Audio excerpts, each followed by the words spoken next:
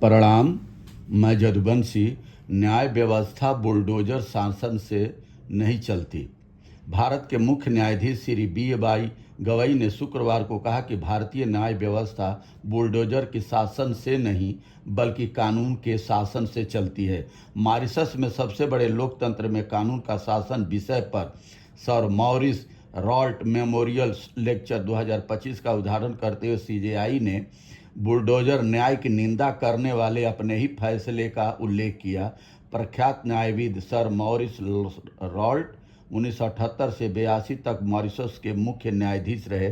दरअसल CJI Mauritius की 3 दिवसीय आधिकारिक यात्रा पर हैं। उन्होंने कहा कि इस फैसले से एक स्पष्ट संदेश दिया है कि भारतीय न्याय व्यवस्था बुलडोजर के शासन से नहीं बल्कि कानून के शासन से चलती है। मुख्य न्यायाधीश ने कहा कि फैसला देते समय यह भी माना गया कि कार्यपालिका एक साथ जज, जूरी और जल्लाद की भूमिका नहीं निभा सकती, मगर उत्तर प्रदेश सरकार हमारी सारी किसी का भी कोई नहीं सुन रही है। जज साहब भी फैसला दे दिए मगर जोगी जी का बुलडोजर गरज रहा है।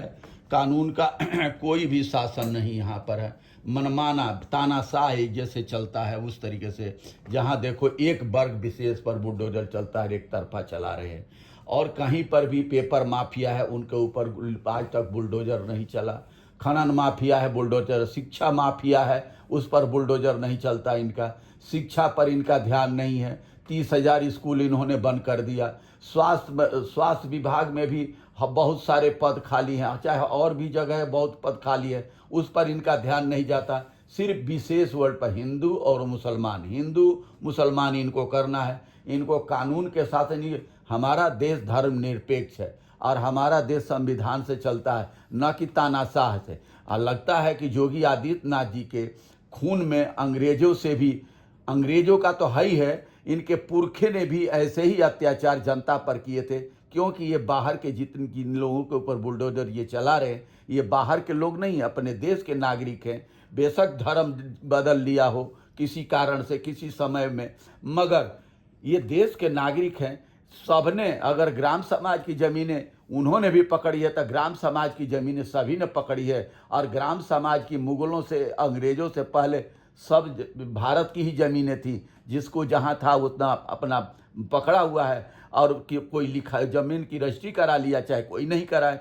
तो न्याय तो सबके साथ होना चाहिए ना। इस तरीके तो सभी के गांव मकान गिर जाएंगे। किसने लिखा हुआ रजिस्ट्री कराया हुआ?